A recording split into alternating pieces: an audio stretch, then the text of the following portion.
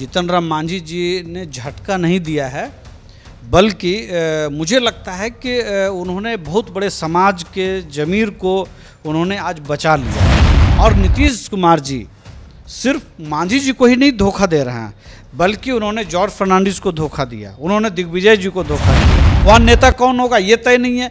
कांग्रेस नेता होगी कि ममता बनर्जी नेता होंगी कि केसीआर नेता होंगे या अखिलेश होंगे, ये उनको नहीं पता है। दलित समाज से ये लोग काम ले लेना चाहते हैं, वक्त बेवक्त उसको ठग लेना चाहते हैं, लेकिन जब हिस्सेदारी की बात आएगी तो हिस्सा उसको नहीं देना चाहते। पूरे बिहार में संकट है, किसान से लेकर के मजदूर से लेकर के आप देखेंगे कि हर तरफ क्राइम काफ़ी बढ़ गया है। तो नीतीश कुमार जी का, तेजस्वी जी का पुल गिर गया। और मांझी जी ने फैसला ज़मीर को देखते हुए किया है, उस समाज के स्वाभिमान को बचाने का उन्होंने किया है। ये सरकार चाहती है कि ज़मीन से लेकर के सत्ता तक दलितों को बेदखल, कि ये जो फ्यूडल मानसिकता के जो नेता हैं और जो कहते हैं कि कोई फ़र्क नहीं पड़ता है इन लोग के जाने और आने से, और जनता ने मन बना लिया है कि ये जो बिहार को ठगने का काम कर रहे हैं, भ्रष्टाचार में लिप्त इस सरकार को उखाड़ दे। दलित समाज विरोधी गठबंधन है, इसके खिलाफ एक नया गठबंधन बिहार के अंदर बनेगा। विधायकों के लिए जो आवास बनाए गए थे वो टूट रहा है, जबकि अभी पिछले साल ही उसका उद्घाटन हुआ है। तो भ्रष्टाचार चरम पर है। 23 जून को विपक्ष की बैठक पटना में होने वाली है, लेकिन उससे पहले नीतीश कुमार को जीतन राम मांझी ने बड़ा झटका दे दिया है। जीतन राम मांझी के बेटे बिहार सरकार में मंत्री थे, उन्होंने अपना पद से इस्तीफा दे दिया। और जो बातें कही है, जिसको लेकर एक नहीं कई सवाल है। जीतन राम मांझी भी कई मन से कह चुके हैं कि उनकी पार्टी को विलय करने को लेकर दबाव बनाया जा रहा है। और आज इस्तीफा ऐलान के वक्त संतोष सुमन ने यह कहा कि जेडीयू की तरफ से लगातार प्रेशर बनाया जा रहा था उनकी पार्टी के अस्तित्व को खत्म करने की बात, मतलब कि विलय की प्रेशर जो है वो लगातार बनाया जा रहा था। कोई और नहीं बल्कि नीतीश कुमार, जिनको लेकर जीतन राम मांझी ने कसम खाई थी कि हम आपके साथ रहेंगे। उपेंद्र कुशवाहा के पार्टी आरएलजेडी के प्रदेश प्रवक्ता है राहुल जी, आप लोग लगातार कह रहे थे कि विपक्ष एकजुट होगा नहीं, बैठक कंप्लीट नहीं होगा, तारीख को लेकर सवाल थे, तारीख तय हो गई, लेकिन जीतन राम मांझी ने बड़ा झटका दे दिया। पहले इसको लेकर आप लोग, आपकी पार्टी क्या स्टैंड रखती है? देखिए, हमारा मानना है कि जीतन राम मांझी जी ने झटका नहीं दिया है, बल्कि मुझे लगता है कि उन्होंने बहुत बड़े समाज के ज़मीर को उन्होंने आज बचा लिया है, उसके स्वाभिमान को उन्होंने बचा लिया है। आपको याद होगा पूर्णिया की वो रैली जिसमें माननीय नीतीश कुमार जी ने मांझी जी को कहा था कि हम आपके साथ हैं, आपकी भावनाओं का पूरा ख्याल रखेंगे, आपके हितों की रक्षा करेंगे। लेकिन आप देखिए कि उस समाज को रिप्रेजेंट करते हैं, जिस समाज को मांझी जी, वो समाज के सबसे निचले तबकों में से आता है। और उस समाज को नीतीश कुमार जी ने धोखा देने का काम किया। और नीतीश कुमार जी सिर्फ मांझी जी को ही नहीं धोखा दे रहे हैं, बल्कि उन्होंने जॉर्ज फर्नांडिस को धोखा दिया, उन्होंने दिग्विजय जी को धोखा दिया, उन्होंने शरद यादव जी को धोखा दिया, उन्होंने माननीय उपेंद्र कुशवाहा जी को धोखा दिया। अब मांझी जी भी उसी कतार में हैं। ये सिर्फ ठगने का काम करते हैं, और ये गठबंधन नहीं ठगबंधन है। और ये सारा पोल खुल जाएगा आने वाले दिनों में। नीतीश कुमार जी ने एक भ्रम जाल जो बुना है, एक ख्याली पुलाव से जो एक महल बनाया है, उसकी हर एक ईंट खिसक जाएगी और विपक्षी एकता धरातल पर कभी भी स्वरूप नहीं ले पाएगा। एक सवाल था कि जब जीतन राम मांझी बयान दे रहे थे सीटों को लेकर कि 5-7 सीट पर लड़ेंगे, तब एक चर्चा थी कि जीतन राम मांझी जो है वो प्रेशर पॉलिटिक्स कर रहे हैं, वो प्रेशर बना रहे हैं नीतीश कुमार पर कि आप नहीं दीजिएगा तो हम भाग जाएंगे, हम भाजपा के साथ चल जाएंगे। लगता है कि प्रेशर अब अंतिम रूप में है। देखिए, हर पार्टी अपने कार्यकर्ताओं का, जिस समाज को वो रिप्रेजेंट करते हैं, उनके हितों का ख्याल रखने का वो काम करते हैं। तो निश्चित तौर पर दलित समाज से आते हैं माननीय मांझी जी, और लगातार ताड़ी से लेकर के तमाम दूसरी चीज़ों को लेकर के वो सवाल उठाते रहे हैं कि शराबबंदी के नाम पे जिस तरह से मांझी समाज को, चौधरी समाज को, और भी कई ऐसे दलित समाज से आते हैं जिनका पेशा या उससे थोड़ा बहुत वो उसमें शामिल रहे हैं, उसको जिस तरह से प्रताड़ित किया गया है पिछले 7-8 सालों से, तो लगातार उसके सवाल को उठा रहे थे। तो अगर कोई दलित समाज से आने वाला नेता अगर अपने समाज की बेहतरी के लिए लोकतंत्र में ज़्यादा से ज़्यादा हिस्सेदारी की बात करता है, तो इसमें गलत क्या है? समाज के हर वर्ग को बराबर की हिस्सेदारी मिलनी चाहिए, सम्मान का भाव मिलना चाहिए। आप देखिए, अभी मैं एक मंत्री का बयान सुन रहा था कि ऐसे लोग आते जाते रहते हैं, फर्क नहीं पड़ता, कोई फर्क नहीं पड़ता है। हाँ भाई, आपके लिए फर्क नहीं पड़ेगा। दलित समाज जिस स्थिति में है, आप सत्ता में है, आपके लिए कोई फर्क नहीं पड़ता है। लेकिन उस समाज से आने वाले नेता को उस पीड़ा का अंदाजा है कि वो किस परिस्थिति से निकल करके इस सत्ता में इस तक पहुंचे हैं, और उस समाज को उन्होंने एक वादा किया है। उस वादे को अगर वो पूरा नहीं कर पाएंगे तो निश्चित तौर पे उनको फर्क पड़ेगा। भले आप जिस सत्ता के मद में चूर आप हैं, आप एक हनक आप रखते हैं, आपको आपके लिए कोई फर्क नहीं पड़ता होगा कि एक गरीब आदमी, एक दलित समाज वाला आदमी एक वक्त खाना नहीं खा पाए या उसके बदन पर कपड़ा नहीं हो, आपको फर्क नहीं पड़ेगा। लेकिन उस समाज से आने वाले नेता को फर्क पड़ना चाहिए। और मांझी जी ने फैसला जमीर को देखते हुए किया है, उस समाज के स्वाभिमान को बचाने का उन्होंने किया है। और निश्चित तौर पर मांझी जी दलितों के बहुत बड़े नेता हैं, और जिस समाज से वो आते हैं उसका मगध में, सहरसा के इलाके में, आप कई इलाकों में, मुझे लगता है कि कम से कम 20-22 जिलों में उनकी अच्छी आबादी है, और वो बहुत खराब स्थिति में वो समाज है। और अगर मुख्य धारा में वो आना चाहता है अगर वो समाज, तो निश्चित तौर पर मांझी जी ने एक बहुत बड़ा फैसला किया है। और ये सरकार जो मौजूदा महागठबंधन की सरकार है, ये जमीन से लेकर के सत्ता तक, जमीन पर कल अरवल के अंदर दलितों के कई मकानों को तोड़ दिया गया क्योंकि वहाँ पे छात्रावास बनना है, सरकारी ज़मीन है, वो कैसरे हिंद की ज़मीन है, वहाँ पे उसको तोड़ दिया गया। तो ये सरकार चाहती है कि ज़मीन से लेकर के सत्ता तक दलितों को बेदखल कर दें। एक सवाल है कि एनडीए का जो रूपरेखा या जो स्वरूप बनता दिख रहा है, जिसमें आप लोग भी हैं, उपेंद्र कुशवाहा की लगातार बातचीत हो रही है, बात चिराग की कर ली जाए, मुकेश सहनी को लेकर भी कई सवाल थे कि वो भी वापसी कर सकते हैं। अब जीतन मांझी ने फैसला ले लिया है, लगता है कि अब एनडीए एक तरफ 7 पार्टियों की महागठबंधन अब 6 पार्टी हो गई है, तो दूसरी तरफ एनडीए का रूपरेखा, एनडीए का स्वरूप काफ़ी मजबूत दिख रहा है। देखिए, मैं अभी ये नहीं कहूँगा कि एनडीए का स्वरूप बहुत बेहतरीन दिख रहा है।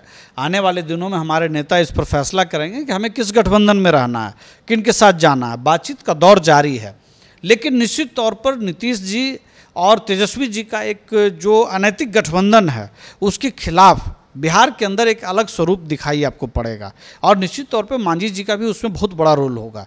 मांझी जी जिस समाज को रिप्रेजेंट करते हैं उस समाज का बहुत बड़ा रोल होगा। समाज के निचले तबके ने इस बार तय कर लिया है कि ये जो फ्यूडल मानसिकता के जो नेता हैं और जो कहते हैं कि कोई फ़र्क नहीं पड़ता इन लोग के जाने और आने से, तो निश्चित तौर पर उनको मैं ये जवाब देना चाहूँगा कि जब महागठबंधन अलग था और एनडीए में नीतीश कुमार जी थे, और जब उनको 43 सीट आया था, तो उन्होंने रिक्वेस्ट किया था आदरणीय उपेंद्र कुशवाहा जी से कि आप आइए और हमारी विरासत को आप बचाने का काम कीजिए।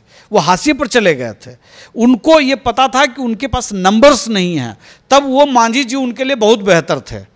और आज जब उनके पास नंबर ज़्यादा हो गया तो आप समझ लीजिए कि दलित समाज से ये लोग काम ले लेना चाहते हैं, वक्त बेवक्त उसको ठग लेना चाहते हैं, लेकिन जब हिस्सेदारी की बात आएगी तो हिस्सा उसको नहीं देना चाहते हैं। ये गठबंधन दलित समाज विरोधी गठबंधन है। इसके खिलाफ एक नया गठबंधन बिहार के अंदर बनेगा जो समाज के सभी वर्गों को के बीच बराबरी और बिना भेदभाव वाली गठबंधन होगा। वो एक अलग तरह का आपको दिखाई पड़ेगा। पक्षी एकजुटता में जिस प्रकार से नीतीश कुमार मजबूती से लगे थे, बैठक की तारीख भी तय हो गई है। आप लोग लगातार सवाल कर रहे थे कि आखिर प्रधानमंत्री का चेहरा कौन है, नीतीश कुमार जी बनेंगे। ललन सिंह का बयान आया है कि न नीतीश कुमार प्रधानमंत्री बनना चाहते हैं, ऐसी कोई ख्वाहिश उनकी नहीं है। नीतीश कुमार तो लगातार कहते ही रहे मिल बैठकर बातचीत होगी तो तय होगा कि किसको क्या बनना है, लेकिन नीतीश कुमार को नहीं बनना है।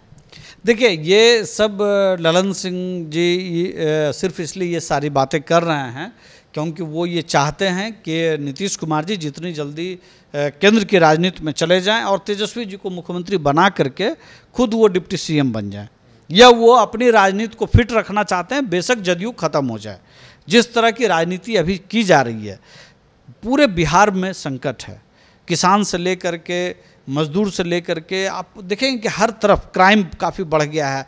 तो नीतीश कुमार जी का, तेजस्वी जी का पुल गिर गया। आपने देखा भ्रष्टाचार की एक इमारत जो है वो ढरढरा करके गिर गई। अभी ये भी खबरें आ रही हैं कि जो विधायकों के लिए जो आवास बनाए गए थे वो टूट रहा है, जबकि अभी पिछले साल ही उसका उद्घाटन हुआ। तो भ्रष्टाचार चरम पर है। तो निश्चित तौर पर जब ऐसे समय में बिहार संकट में है तो ये चाचा और भतीजे को 24 घंटे बिहार की बेहतरी के लिए काम करना चाहिए था। तो ये लोकतंत्र और संविधान की दुहाई देकर के विपक्षी एकता की बात करते हैं। अपना गठबंधन संभल नहीं रहा है, अपना राज्य नहीं संभल रहा है। मेरा कहना है कि अगर किसान एमएसपी की बात करता है, अगर वो न्यूनतम समर्थन मूल्य पर अपना उपज बेचना चाहता है तो कहते हैं कि ये लोकतंत्र पर बात करिए, आप किसान पर मत बात करिए। अगर किसी बच्ची के साथ बलात्कार हो रहा है, उसको ऑटो में खींच लिया जा रहा है, उसको वहाँ से फेंक दिया जा रहा है, तो उस पर बात करिए तो कहेंगे आप लोकतंत्र पर बात करिए, आप संविधान पर बात करिए। किसान आंदोलनरत है, किसान के जो नौकरी कर रहे हैं, किसान सलाहकार वो आंदोलन कर रहे हैं, शिक्षक आंदोलन कर रहे हैं, ये तमाम सवाल बिहार के अंदर है। लेकिन ललन सिंह उस पर कोई बात नहीं करेंगे और विपक्षी एकता की बात करेंगे। बिहार को एक बहुत बुरे दौर में धकेलने की कोशिश हो रही है। आप देखिए एम्स का विवाद फिर से गहरा गया है। एम्स बनाने को लेकर के ऐसी ज़मीन दे दी गई है जो काफ़ी नीचे है सड़क से, सिर्फ 500-600 करोड़ रुपया उसमें सिर्फ ज़मीन को भरने में लगेगा। नीतीश कुमार जी संसाधन का दुरुपयोग करते हैं। दरअसल क्या है ना कि ये मिट्टी भरने के नाम पे कमाई करने का एक सोर्स है। आप बिहार के अंदर भ्रष्टाचार आप देखना चाहते हैं तो जितना भी नहर और तालाब की खुदाई बिहार सरकार ने सिर्फ इस नाम पर किया है कि गाद हटाया जाए या उथला हो गया है उसको ठीक किया जाए, आज सूखा हुआ, आप देखिए क्या भ्रष्टाचार है उसके अंदर, करोड़ों अरबों का लूट हुआ है उसके अंदर। तो उस पर ये काम नहीं करेंगे, विपक्षी एकता की बात करेंगे और घर नहीं संभल रहा है, मांझी जी छोड़ करके चले गए, वहाँ नेता कौन होगा ये तय नहीं है। कांग्रेस नेता होगी कि ममता बनर्जी नेता होंगी कि केसीआर नेता होंगे या अखिलेश होंगे, ये उनको नहीं पता है। सेलेक्टिव तरीके से राजनीति करना चाहते हैं। आप सब कुछ चाहते हैं कि बिहार के अंदर सब बिगड़ जाए, लेकिन हमारा चेहरा देश के स्तर पर चमकना चाहिए। तो ये बिहार के लोगों ने तय कर लिया है कि इस बार चाचा भतीजे की सरकार को उखाड़ फेंकना है और ये तस्वीर आपको 24 में दिखाई देगा। उखाड़ फेंकेंगे, विकल्प क्या होगा बिहार के लोगों के सामने, किसकी सरकार बननी चाहिए? जब कभी भी तानाशाही प्रवृत्ति के लोग सत्ता में आते हैं और जनता के खिलाफ जन विरोधी नीतियों पर काम करते हैं तो इतिहास गवाह है बिहार की भूमि उर्वर रही है राजनीतिक तौर पर और उन्होंने विकल्प देने का काम किया है। जनता विकल्प देगी, कोई पार्टी विकल्प नहीं देता है, कोई नेता विकल्प नहीं देता है, जनता विकल्प देती है। और जनता ने मन बना लिया है कि ये जो बिहार को ठगने का काम कर रहे हैं, भ्रष्टाचार में लिप्त इस सरकार को उखाड़ फेंकना है। तो इसका जो बैठक है उसमें कई धुरंधर तो आ ही रहे हैं, तो आपको लग रहा है, आप लोग सवाल करते विपक्ष एकजुट नहीं होगा, लेकिन विपक्ष एकजुट एक जगह पर एक कमरे में बैठकर बातचीत करने को तैयार हो गई, तारीख तय कर दी कि राहुल गांधी, खड़गे, अखिलेश यादव, ममता बनर्जी, अरविंद केजरीवाल समेत कई ऐसे नेता हैं जो पटना पहुँच रहे हैं। तमाम विपक्ष के नेताओं से बस हमारा एक ही सवाल है कि इस ड्राइविंग सीट पर कौन बैठेगा। ये तो जनता भी तय करेगी ना, ये तो जनता तय करेगी। जनता कैसे तय करेगी? आप जब सारे विपक्षी दलों के लोग एक साथ बैठ रहे हैं, वो एक विकल्प देने की बात कर रहे हैं, रणनीति भी बनेगी ना। हाँ, रणनीति बनाइए ना। तो मुझे बताइएगा ना कि भाई देश जानना चाहेगा ना कि केरल में सीपीएम और कांग्रेस क्या एक दूसरे के खिलाफ लड़ेगी या दोनों अलग अलग सीटों पर लड़ेंगे? क्या ये देश को नहीं जानने की जरूरत है कि बंगाल के अंदर ममता बनर्जी और कांग्रेस अलग अलग लड़ेंगे, ये दोनों एक साथ लड़ेंगे? सीपीएम क्या करेगी बंगाल के अंदर? क्या ये उनको नहीं जानने का अधिकार है? आप एक जगह पे आपस में लड़ भी रहे हैं और फिर आप विकल्प देने की भी बात कर रहे हैं, तो ये कौन सा विकल्प होगा भाई? आप कह रहे हैं कि अखिलेश जी 80 सीट पर लड़ेंगे, अखिलेश जी ने खुद कहा है कि वो 80 सीट पर कैंडिडेट खड़े होंगे, तो क्या सोनिया गांधी जी के खिलाफ, प्रियंका गांधी जी के खिलाफ भी वो कैंडिडेट देंगे? क्या कांग्रेस वहाँ नहीं लड़ेगी? क्या कांग्रेस सैक्रिफाइस करने के लिए तैयार है? तो इन सारे सवालों के जवाब 23 तारीख को जनता जानना चाहेगी, हम भी जानना चाहेंगे, हमारी पार्टी भी जानना चाहेगी कि इस पूरे देश को तमाम नेता, जो प्रमुख नेता हैं बिहार में, केंद्र में बैठ करके बात करेंगे तो वहाँ से कोई तो सवाल का जवाब निकलना चाहिए ना। तो हम तो यही समझेंगे कि वहाँ ड्राइविंग सीट पर कौन बैठेंगे? क्या राहुल गांधी या क्या तेजस्वी जी ये प्रपोज करेंगे कि नीतीश कुमार जी को नेता घोषित किया जाए या खड़गे जी को ही नेता घोषित किया जाए? क्या उस बैठक से इस तरह की कोई तस्वीर निकलेगी? अगर निकलेगी तो देश की जनता भी सोचेगी इनके बारे में। लेकिन आरएलजेडी बहुत कंफर्म है कि सिर्फ चाय पकौड़े की पार्टी होने वाली है, इसके अलावा कुछ नहीं होना है। तो चाय पकौड़े की पार्टी 23 जून को होगी। सवाल जो था वो बड़ा था कि मांझी जो अब बड़ा फैसला लेंगे, क्योंकि मंत्री पद से तो बेटे ने इस्तीफा दे दिया है, लेकिन अभी भी वो महागठबंधन में है, किसी भी वक्त बड़ा फैसला हो सकता है। जो जानकार कह रहे हैं कि अब उनको फैसला ये लेना है कि गठबंधन किस गठबंधन का हिस्सा होंगे। भारतीय जनता पार्टी से उनकी भी बातचीत हुई, अमित शाह से मुलाकात हुई, हालांकि उस मुलाकात को लेकर उन्होंने कहा कि ये व्यक्तिगत तौर पर मुलाकात थी, कुछ हमारी मांग थी, इसको लेकर हमने वहाँ पे जो उचित प्लेटफॉर्म था वहाँ पे रखा। लेकिन उस मुलाकात के बाद से जीतन राम मांझी के जो तेवर थे, जो बयान थे, इस बात के गवाह, इस बात के मतलब कि इस ओर इशारा जरूर कर रहे थे कि उनका मन जो है वो डोल रहा है। उपेंद्र कुशवाहा की पार्टी लंबी चौड़ी बातचीत हुई, कई सवाल उन्होंने खड़ा किया कि दलितों को लेकर जो कमिटमेंट था वो कितना पूरा हुआ है, अगर हिस्सेदारी है तो फिर पीछे क्यों भाग रहे हैं। इसको इतना ही। अगर आप मेरे वीडियो को यूट्यूब पर देख रहे हैं तो यूट्यूब चैनल को सब्सक्राइब कर लें, फेसबुक पर फेसबुक पेज को लाइक कर लें, ताकि हर छोटी बड़ी अपडेट आप तक पहुँचाते रहें।